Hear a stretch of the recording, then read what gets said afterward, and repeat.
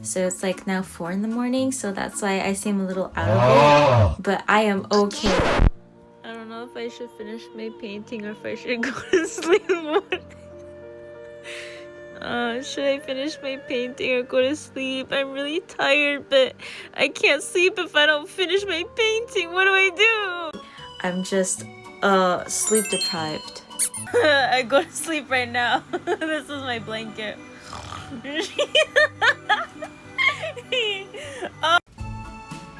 But the show must go on. Yes. So this is proof that you don't need AI. And if you use AI, I am going to come through your window while you're sleeping and shave off all your eyebrows. Good luck emoting. I felt like the spirit of Miyazaki was watching over me, and as I was painting, he was looking over my shoulder and he was like, and I was getting nervous. I have skinned a pink Totoro for this video. I hope you're happy. So if you're new here, I ask people to write their suggestions in the comments below, and I write everyone's suggestions and I take it out from a hat, and I did that previously, and the suggestion was to paint beautiful landscapes, and the first thing that I thought of was Studio Ghibli's landscapes, like the background. And if someone's like, who are you talking about? Like Studio Ghibli?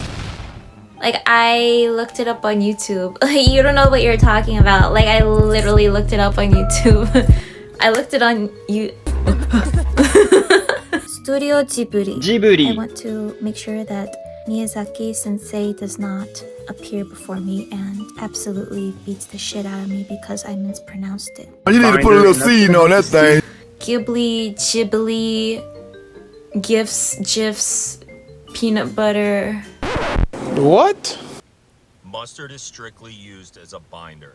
A very thin Right. I painted my corgi in Photoshop before I went in with the traditional gouache painting, just so I can have a little study reference to follow along. You can definitely do this without AI, which is what I did. And now I'm going to start the traditional gouache paint.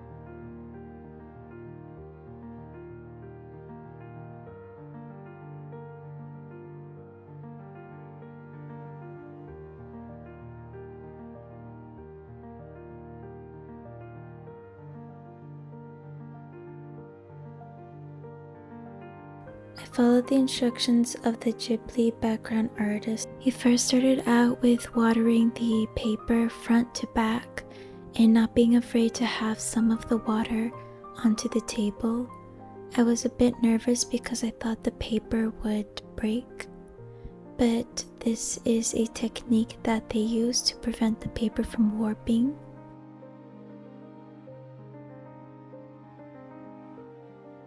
It's also a nice way to paint wet on wet to have a nice seamless gradation as well as subtle color variation with the greens. This is the first time I applied this technique, and it really was a trust the process experience.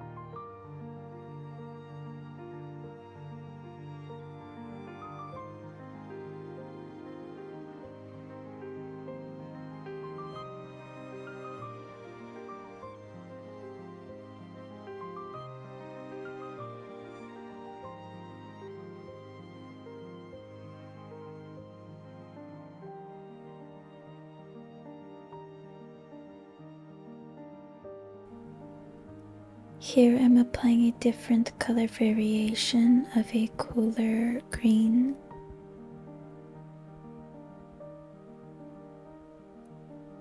I started out with light to dark because that is something that I'm most comfortable with. I was going for a more watercolor technique approach, so it's easier to start off lighter and work your way up to layers. It's easier to make things darker than it is lighter.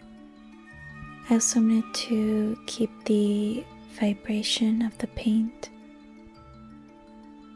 just adding some texture as if they were bushes.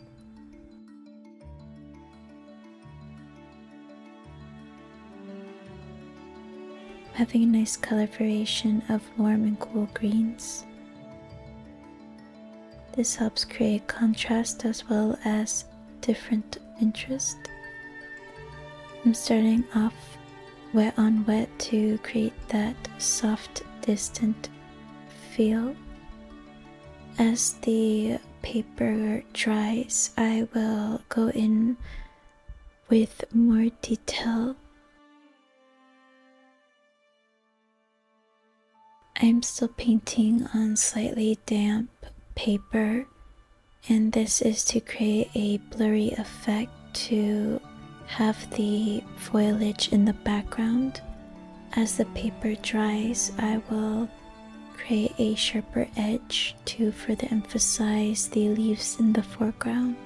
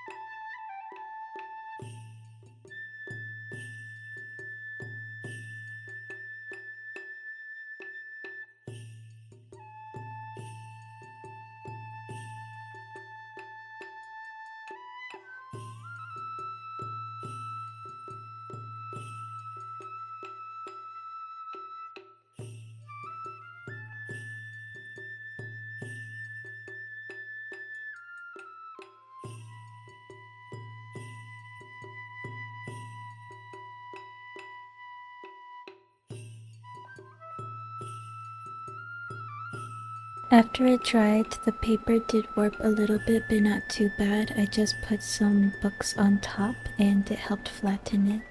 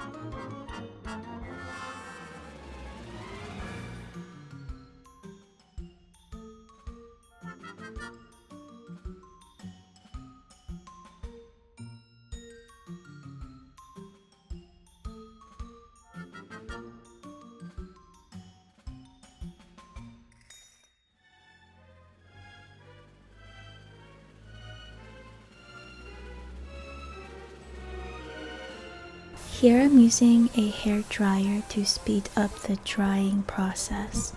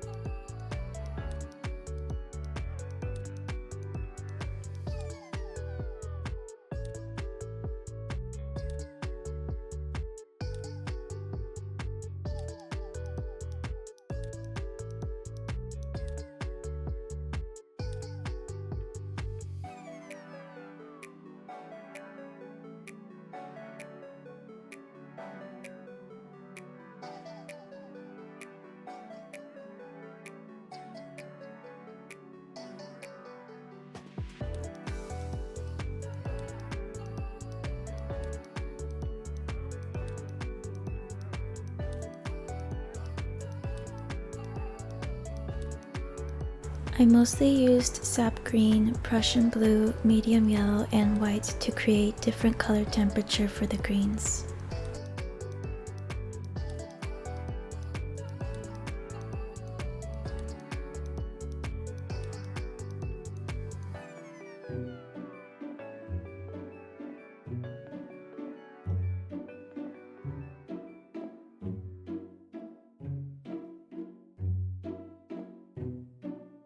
I noticed different watercolor paper had different results on how vibrant the colors are.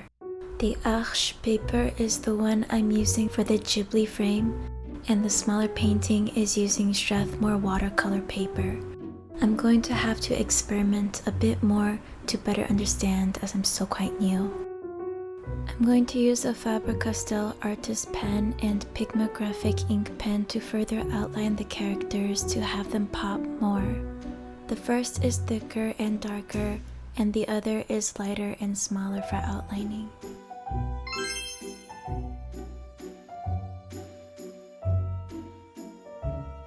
A great tip is to use a hair dryer to warm the painter's tape so it's easier to remove without ripping.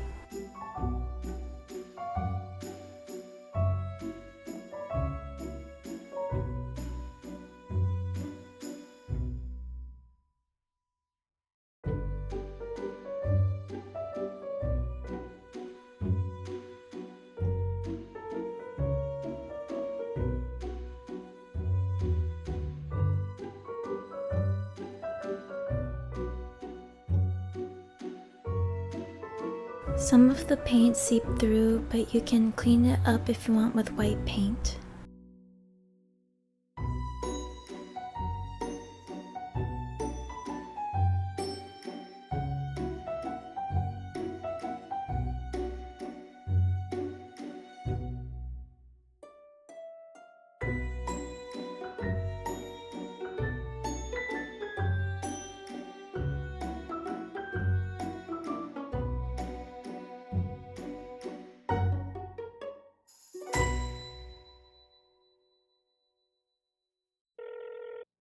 So here's the final painting.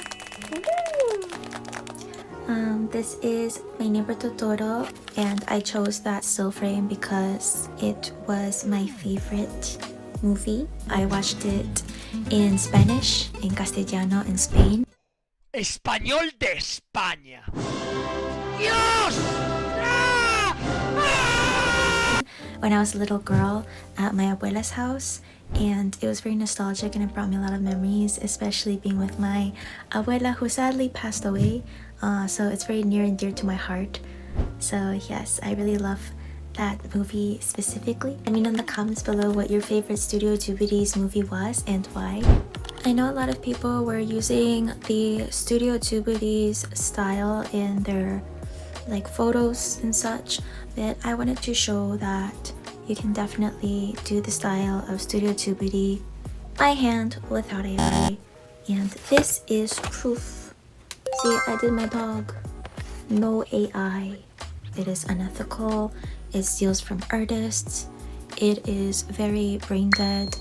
I feel like you lose a lot of experience. When I paint, I am using my brain and I'm learning new things that I wouldn't know how to use AI. And the whole point of art is in the process. I really enjoy painting. I enjoy doing art.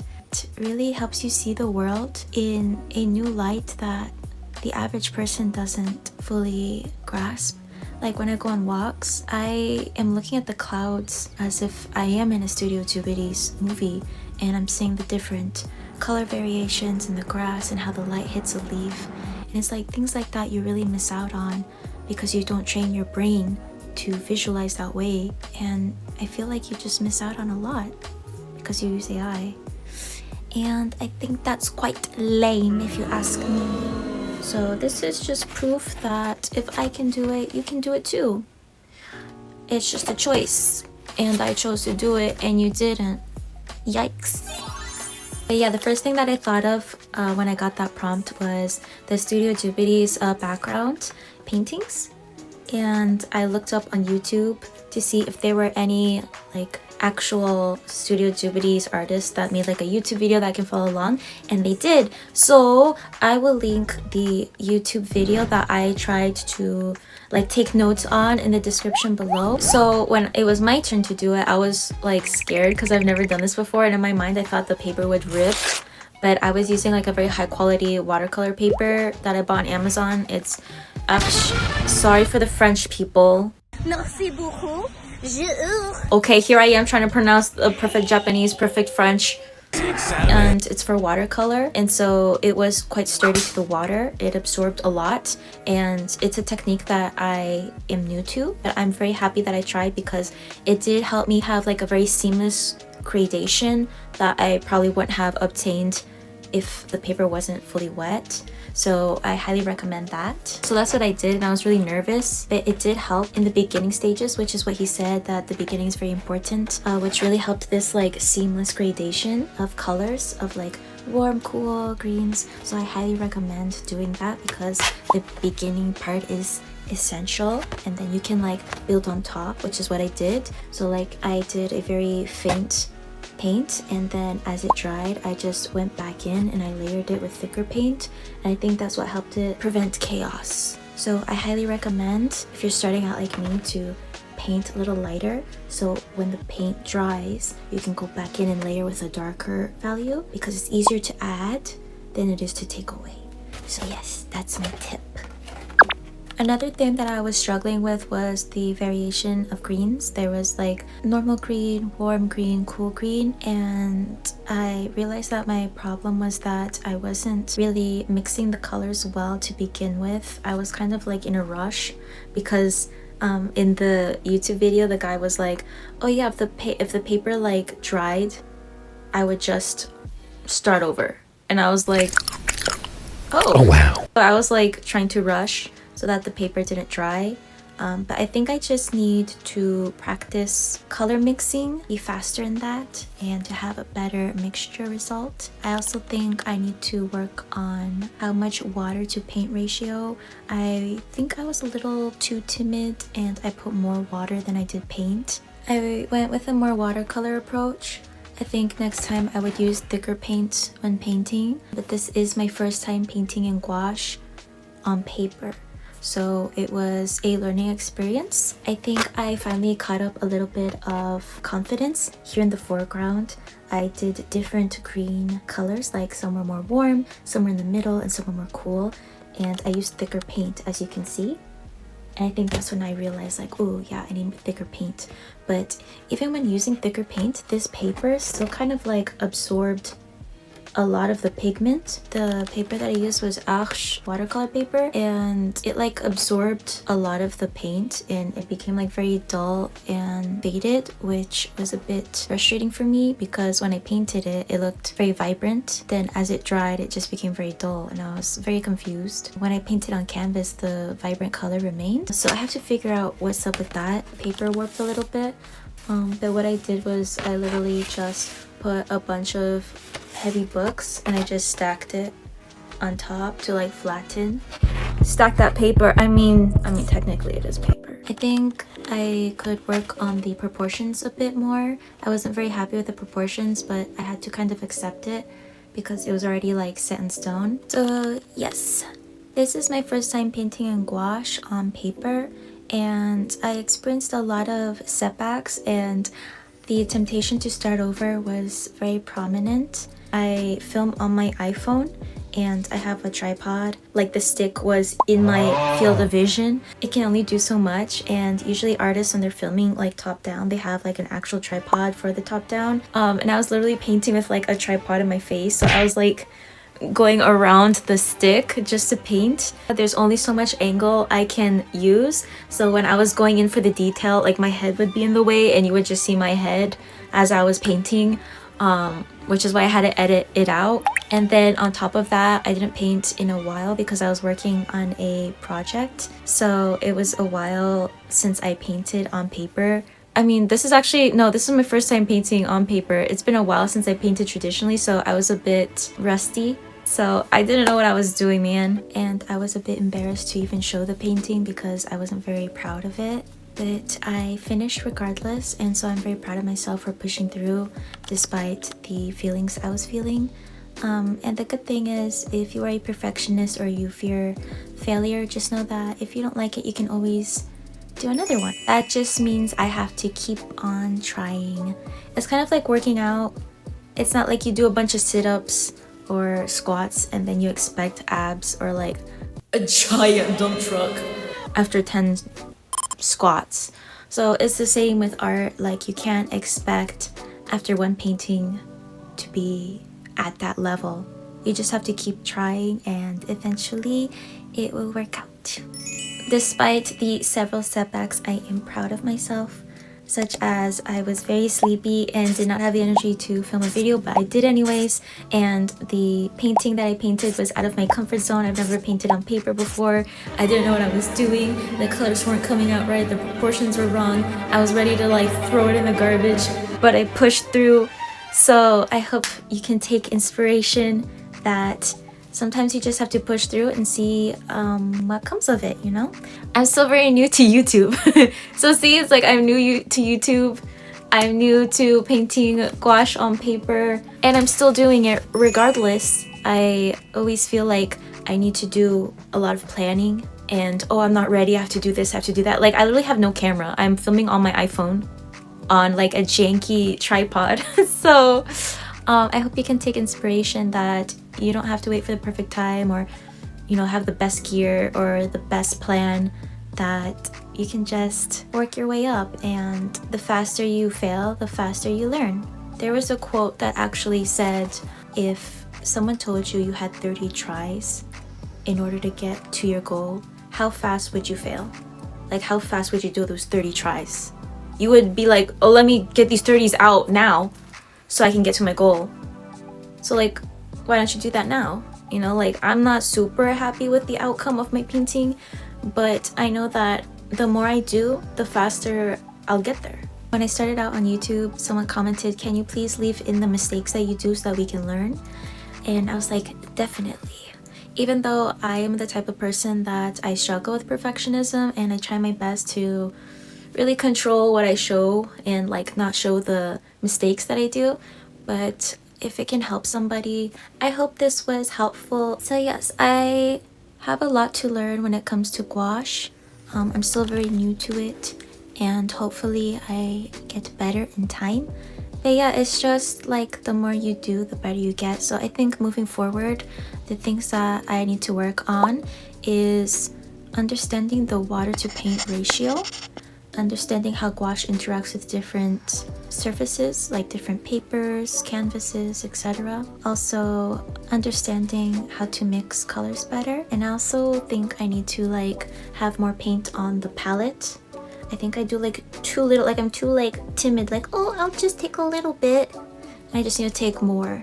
I think what will help me is doing quick little studies in gouache, and that is my next step, because I aim to improve and I aim to do my best. So that is something I'm gonna work on. Hopefully the next time you see me paint in gouache, you can see improvement.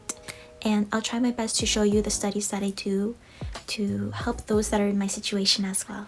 But despite all the hurdles, we did it. But yeah, I had a lot of fun. I realized that when I have art block, I like to paint my dog because she brings me a lot of comfort. So if you are experiencing art block, I highly suggest to paint your favorite thing, whether it's a pet or a favorite character or anything. That's what helps me get out of art block, is painting my corgi. Yep. So this has been my series of just painting your guys' suggestions on what I should paint. So if you want more suggestions, just type it in the comments below what you would like me to paint. And you can check out my Etsy shop. All the original paintings on my YouTube series will be there.